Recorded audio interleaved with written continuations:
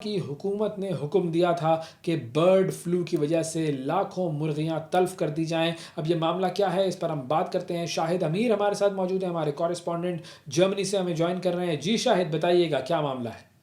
جی بالکل، جیسا کہ آپ نے یہ بتایا ہے، برلین کا ایک نواحی علاقہ ہے جس میں تقریباً 1,30,000 پرندوں کو تلف کیا گیا ہے۔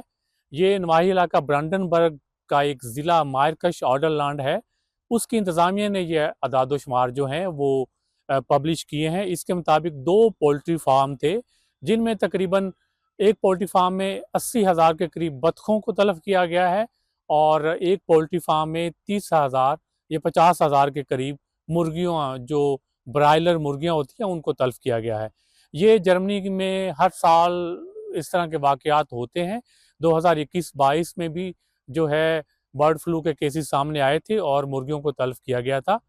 اور آپ دیکھیں کہ 1,30,000 پرندوں کو تلف کرنے کا مطلب ہے کہ معاشی جو ہے اس کسانوں کو اور جو ملک کی معیشت ہے اس میں بھی اس سے اثر ڈالا ہے، کروڑوں کا نقصان ہوا ہے۔ جیسا کہ پچھلے سال جو ہے وہ 70 ملین یورو کا نقصان ہو گیا تھا برڈ فلو کے ذریعے سے۔ اور میں آپ کو یہ بھی بتاتا چلوں کہ یہ مسئلہ نہ صرف جرمنی کا ہے، بلکہ گزشتہ سالوں میں فرانس، نیدرلینڈ اور برطانیہ میں بھی یہ کیسز دیکھے گئے ہیں۔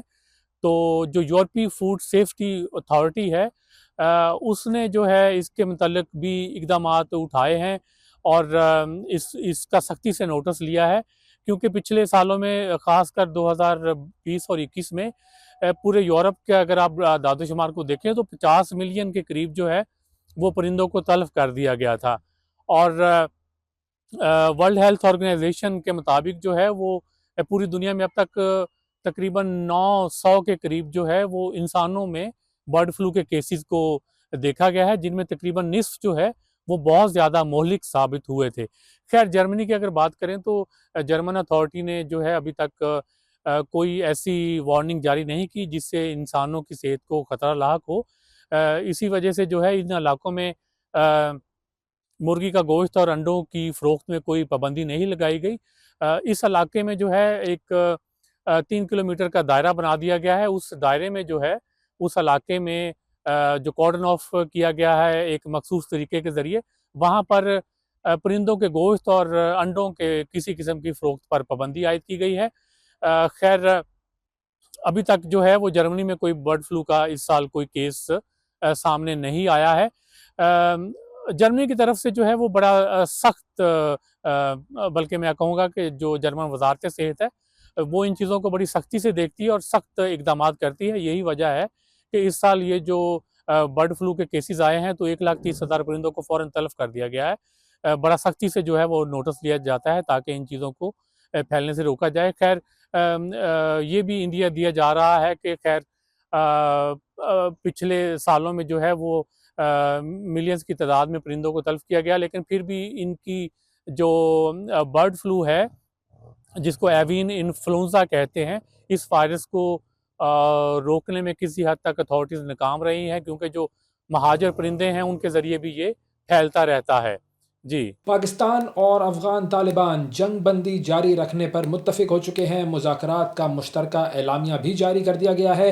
آئیے اس پر ایک رپورٹ دیکھتے ہیں۔ بات چیت سے بالآخر بات بن گئی۔ پاکستان اور افغانستان کے درمیان جنگ بندی پر اتفاق، معاہدے کے نکات طے ہونا باقی۔ پاکستان اور افغان طالبان کے درمیان مذاکرات پر ترکیہ کی وزارت خارجہ نے مشترکہ اعلامیہ جاری کر دیا۔ اعلامیہ کے مطابق فریقین نے جنگ بندی کے تسلسل پر اتفاق کیا ہے، جبکہ جنگ بندی کے نفاذ کے قواعد و ضوابط اگلے دور میں طے کیے جائیں گے۔ اگلی بیٹھک 6 نومبر سے استنبول میں شیڈول ہے۔ جنگ بندی پر عمل درآمد یقینی بنانے کے لیے نگرانی اور تصدیق کا ایک مشترکہ نظام تشکیل دینے پر بھی اتفاق کیا گیا ہے، جو کسی بھی خلاف ورزی کی صورت میں ذمہ دار فریق پر جرمانہ عائد کرنے کا اختیار رکھے گا۔ اعلامیہ کے مطابق ثالث ممالک ترکی اور قطر نے دونوں فریقین کے مثبت کردار کو سراہا اور کہا کہ وہ خطے میں امن و استحکام کے لیے اپنے تعاون کو جاری رکھیں گے۔ رپورٹ آپ نے دیکھی ناظرین، اس پر آگے پروگرام میں مزید بات کریں گے، لیکن اب آپ کو لے کر چلتے ہیں سمندری طوفان میلیسا کی طرف، جہاں پر کیریبین کے مختلف جزائر میلیسا سے متاثر ہوئے ہیں اور ہلاکتوں کی تعداد 50 تک ہو گئی ہے۔ اور جو انٹرنیشنل میڈیا ہے وہ رپورٹ یہ کر رہا ہے کہ میلیسا طوفان نے جمیکا، کیوبا اور ہیٹی میں شدید تباہی مچائی ہے، جس کے نتیجے میں اب تک 50 افراد ہلاک ہو چکے ہیں۔ امریکن نیشنل ہریکین سینٹر کا کہنا یہ ہے کہ طوفان کے باعث جمیکا میں 19 اور ہیٹی میں 30 افراد ہلاک ہو چکے ہیں، جبکہ 20 لوگ زخمی اور 20 لوگ لاپتہ ہیں۔ رپورٹ میں یہ بتایا گیا ہے کہ طوفان کے باعث مکانات، سڑکوں اور بجلی کے نظام کو شدید نقصان پہنچا ہے، جبکہ اب تک تقریباً 8 لاکھ افراد کو متاثرہ علاقوں سے منتقل کر دیا گیا ہے۔ امریکن نیشنل ہریکین سینٹر کے مطابق کیوبا، جمیکا، ہیٹی اور ڈومینیکن ریپبلک میں تباہی کے بعد طوفان اب برمودا کی جانب بڑھ رہا ہے، جہاں طوفان کی وارننگ جو ہے وہ جاری کر دی گئی ہے۔ اور اب آپ کو لے کر چلتے ہیں برطانیہ کی طرف، بات کرتے ہیں شہزادہ اینڈریو کی، جن پر جنسی جرائم میں ملوث جیفری ایپسٹین سے تعلقات پر طویل عرصے سے تنقید جاری تھی، اور کئی ہفتوں سے شہزادہ اینڈریو کو ان کی جیفری ایپسٹین سے دوستی اور جو جنسی اسکینڈل ہے اس کے باعث شاہی خاندان سے الگ کرنے کا مطالبہ جو ہے وہ بڑھ رہا تھا، اور پرنس اینڈریو جنسی الزامات کے بعد رواں مہینے کے آغاز میں وہ ڈیوک آف یارک، جو کہ ان کا لقب تھا، اور اس کے علاوہ جو ان کے پاس دیگر شاہی القابات تھے ان سب سے وہ دستبردار ہو گئے تھے۔ انہوں نے بہرحال کہا تھا کہ جو الزامات مجھ پر لگائے جا رہے ہیں وہ تمام غلط الزامات ہیں، لیکن پھر بھی وہ تمام ان القابات سے دستبردار ہو گئے تھے۔ اور پرنس اینڈریو نے بیان میں یہ بھی کہا تھا کہ وہ اب بھی پرنس کے طور پر جانے جائیں گے، لیکن وہ آئندہ اپنے شاہی خطابات استعمال نہیں کریں گے۔ اور اب جو خبر آئی ہے، سب سے بڑی خبر وہ یہ کہ بادشاہ چارلز نے اپنے بھائی کو، پرنس اینڈریو کو، آج پرنس کا جو لقب ہے ان کا وہ بھی ان سے واپس لے لیا ہے، اور یہ ایک حکم نامہ بھی جاری کیا گیا ہے کہ وہ جس جگہ پر رہائش پذیر ہیں، وہ جو شاہی مکان ہے، اس مکان سے بھی انہیں بے دخل کر دیا گیا ہے، اور کہا گیا ہے کہ وہ اب یہ مکان بھی چھوڑ دیں۔ تو یہ صورتحال ہے تازہ ترین پرنس اینڈریو اور بادشاہ چارلز کے درمیان کی، اور اب دیکھنا یہ ہے کہ یہ جو مکان ہے وہ یہ کب خالی کرتے ہیں۔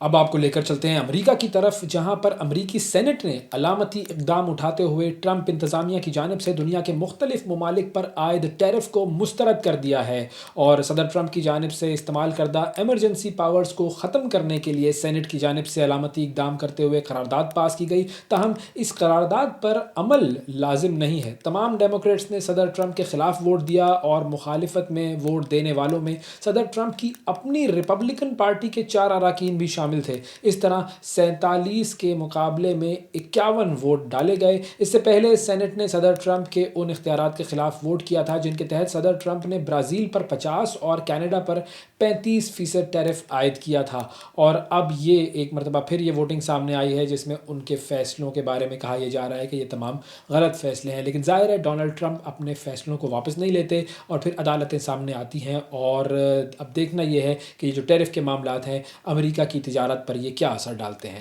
ڈونلڈ ٹرمپ کے ہی حوالے سے ایک اور خبر بھی ہے۔ امریکی صدر ڈونلڈ ٹرمپ نے چین پر عائد ٹیرف کو 10% کم کرنے کا اعلان کر دیا ہے، اور امریکی صدر ڈونلڈ ٹرمپ نے چینی صدر سے ملاقات کے بعد ٹیرف میں 10% کمی کا اعلان کیا۔ ٹرمپ نے یہ کہا ہے کہ چین پر عائد ٹیرف کو 57 سے کم ہو کر 47% کر دیا گیا ہے، جو کہ فوری طور پر نافذ العمل ہوگا، اور انہوں نے مزید کہا کہ چینی صدر کے ساتھ ملاقات بہت اچھی رہی اور اس میں بہت سارے فیصلے کیے گئے، اور انہوں نے کہا کہ سویابین کی خریداری فوری طور پر شروع ہو جائے گی، اور نایاب معدنیات کے معاملات میں بھی مزید رکاوٹیں نہیں ہیں۔ انہوں نے یہ بھی کہا کہ آئندہ سال اپریل میں چین کا دورہ کروں گا، اور میرا دورہ چین کے بعد جب ہو جائے گا، جو میرا دورہ چین مکمل ہو جائے گا تو اس کے بعد چینی صدر پھر امریکہ آئیں گے، اور انہوں نے یہ بھی کہا کہ ہم چینی صدر کے ساتھ یوکرین معاملے پر مل کر کام کرنے جا رہے ہیں، جبکہ تائیوان کے معاملے پر بات چیت نہیں ہوگی۔ اچھا، اس کے علاوہ انہوں نے ایک اور بڑا اعلان یہ بھی کیا کہ دیگر ممالک ایٹمی تجربے کر رہے ہیں تو امریکہ کے لیے بھی مناسب ہے کہ وہ یہ تجربے بحال کرے، اور اس کے لیے نیوکلیئر ٹیسٹنگ سائٹس کا تعین بعد میں کیا جائے گا۔ تو اب امریکہ جو ہے وہ بھی نیوکلیئر ٹیسٹنگ جو ہے وہ دوبارہ سے شروع کر دے گا۔ آگے بڑھتے ہیں جی، اور اب بات کرتے ہیں